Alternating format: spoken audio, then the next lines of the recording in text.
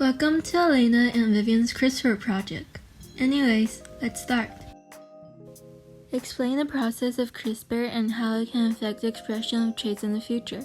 What are the risks and benefits as well as the ethical concerns related to this new technology?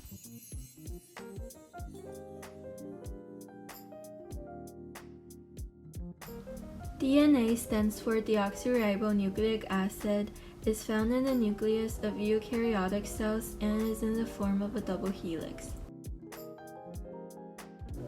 The double helix consists of a backbone made out of phosphate, deoxyribose sugar, and nucleotides. Nucleotides are the building blocks for DNA. The nucleotides are adenine, thymine, guanine, and cytosine. In the base pair rule, adenine and guanine are the bigger bases, thymine and cytosine are the smaller bases. Adenine pairs with thymine using a double bond, guanine pairs with cytosine using a triple bond. The structure of DNA is also antiparallel, with half of the strand running the opposite way or being upside down. Each base can either be a template or a complementary one.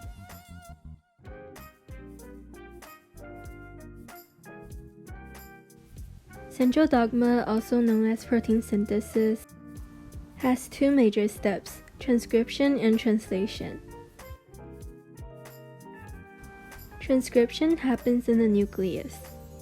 In transcription, RNA polymerase cuts the DNA and glues nucleotides to create an mRNA, messenger RNA strand, which moves out of the nucleus to the ribosome in the cytoplasm.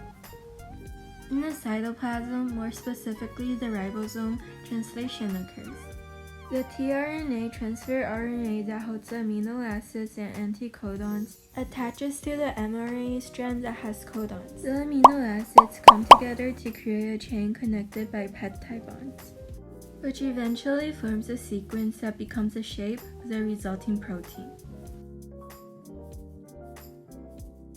The protein's function depends on the order and length of the amino acid chain. Mutations occurs when anything changes in the original DNA strand.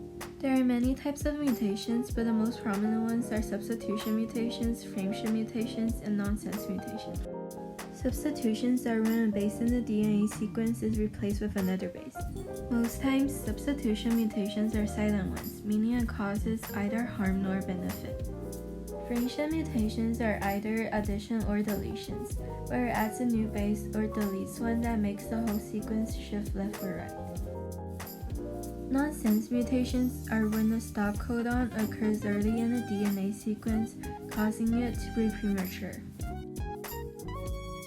Only substitution, frameshift, and nonsense mutations cause change in the protein. Silent mutations don't affect the protein at all. Substitution, nonsense, and silent mutations don't shift the DNA sequence while frameshift mutations do. An example of a mutation will be cystic fibrosis, which is caused by 3 deletions in the DNA sequence in the CFTR gene. Cystic fibrosis causes abnormal mucus builds up in the lungs, which leads to lung failure and difficulty breathing. Another example would be lactose tolerance, where usually a single substitution mutation occurs in the LCT gene, allowing the individual to continue being able to consume dairy products because it can still produce lactase to break down lactose. This also goes to show that not all mutations are bad, some are actually beneficial, and most are neutral, which is contrary to popular belief.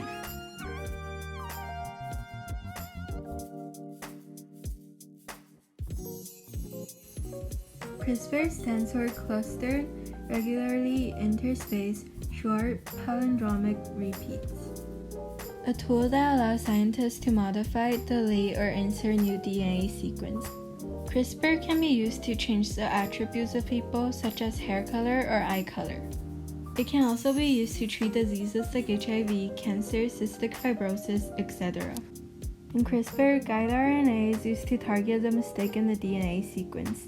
To use CRISPR-Cas9, scientists first identify the genome that causes a health problem. Guide RNA will then be created and will be attached to Cas9. It will then move to the target cells. It locates the target sequence by finding the one that matches the guide RNA and cuts the DNA. This allows scientists to modify, insert, or delete new DNA sequences. What are some possible applications of CRISPR? CRISPR can be used in many ways that may benefit us or may put us at risk. What makes CRISPR stand out and be so revolutionary is that it saves scientists a lot of time, money, and energy because it is so easy to use and has a high accuracy rate. A prominent benefit of CRISPR is that it can potentially cure cancer, a very serious disease that currently has no cure. Cancer results from a type of substitution mutation called missense, from frameshift mutations, or from nonsense ones. With the help of CRISPR, however, these mutations in the DNA sequence can be corrected to get rid of cancer in an individual's body.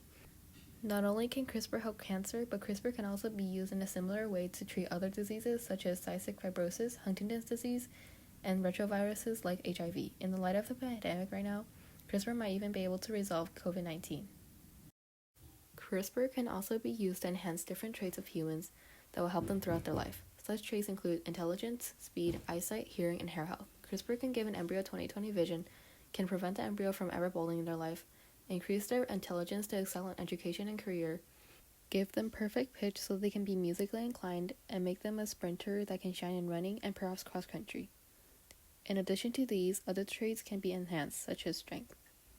Another benefit of CRISPR would be GMOs, or genetically modified organisms. CRISPR can be used to change crops' genetic code to produce healthier and tastier foods. Not only that, but it can also help with prolonging food life/storage, drought, herbicide, and insecticide resistance, and overall improve the quality and safety of crops and agriculture. Now, CRISPR isn't entirely sunshines and rainbows. Benefits always come with risks. Such a risk would be using CRISPR with malevolent intentions. CRISPR can easily be in the wrong hands, being used for the creation of modified humans or superhumans or soldiers, for example. These superhumans can potentially destroy humankind and or take over society because of how strong and intelligent they are. Other evil intentions could be the creation of incurable viruses, even with CRISPR, such as a flu virus that's immune to the flu shot, and bioterrorism and biowarfare. Another risk of CRISPR would be reduced genetic diversity. CRISPR can be used to alter embryos' appearances so everyone might eventually all look the same. Take these 3 girls, for example. If they didn't wear different clothes or styled their hair differently, you would think they were triplets or the same person. The world would become so boring. What's the fun in having no differences? A third risk of CRISPR would be unwanted effects. When CRISPR is being used to treat a certain mutation, mistakes can occur which will lead to other unintended parts of the DNA to be changed.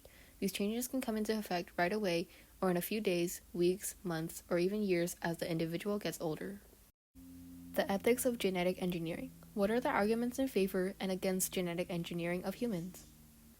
There are many ethical concerns revolving around genetic engineering. Some are in favor of it, others are against it. Both sides have their respective and understandable reasons. Let's take a look at both. Genetic engineering provides children a chance of living without an illness, disability, or disorder. Roughly 65% of the human population are affected by inherited diseases. Most of these are incurable as of now. Genetic engineering can get rid of these diseases in embryos. For example, someone diagnosed with cystic fibrosis will be substantially affected throughout their life negatively. Breathing, a major part of living, would be a big struggle. Eventually, they'll die of lung failure or suffocation. However, the mutation that is causing this can be modified with genetic engineering to be removed, allowing the individual to live normally and have a longer lifespan. Genetic engineering can also produce matching donors for people with illnesses. For example, a child in the family is ill and is in need of a certain transplant. The second child that the parents plan to have can be genetically engineered to become a matching donor to help the first child. The second child can be free of diseases and the first child can be treated. A win-win situation. Genetic engineering can prevent diseases or disorders from being passed down to future generations, eventually eradicating genetic diseases. For example, a married couple both have Tay-Sachs disorder, which slowly eats up the brain and leads to early death. If not for genetic engineering, their chances of passing this disorder down to their children, grandchildren, and future generations are extremely high. Genetic engineering can remove this mutation from their children, which will obstruct the disorder from being passed down to subsequent descendants. An unethical thing about genetic engineering is that it can lead to a world that's genetically discriminated and segregated. Meaning, it can lead to segregation once again, like white people versus black people, but genetically modified people versus those who aren't genetically modified instead.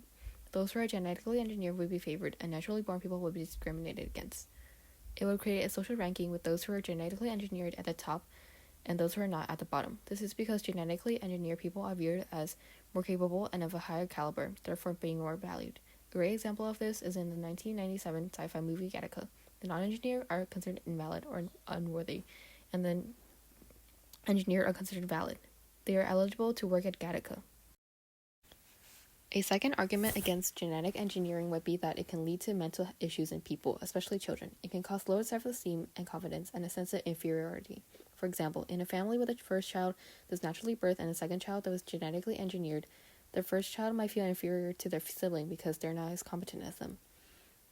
This can lead to self-doubt and eventually possible mental illnesses. The parents favoring the second child can add on to this as well. A third argument against genetic engineering would be that it goes against some religions. Some religions believe that their God is the one determining certain traits, that all things happen for a reason. Modifying or editing genes would be interfering with this natural system and would be violating their worships. For example, someone could have blue eyes, but we use genetic engineering to change them to green eyes. Essentially, this make believers in God mad because we challenge God's choices and alter them. I think we should be able to genetically modify humans to the extent of purely for treating inherited diseases and for altering people's appearances, eye color, hair color, etc. In the case of inherited diseases, the criteria should be that the disease is serious, where it will affect the individual in their daily life, will lead to discrimination or bullying by other people, or will shorten life expectancy or is deadly. Regarding appearances, it should only be for adults in order to avoid unrealistic and unfair expectations and standards. I think parents, doctors, and lawyers should decide and regulate what it is used for, because it is the parent's child, so they are responsible for them. Doctors know what is best medically, as they are the medical professionals and experts, and lawyers can keep their uses in check so nothing becomes illegal and immoral. I think we should be able to genetically modify humans. Genetic engineering might make a large impact on the humane society and cause lots of benefits.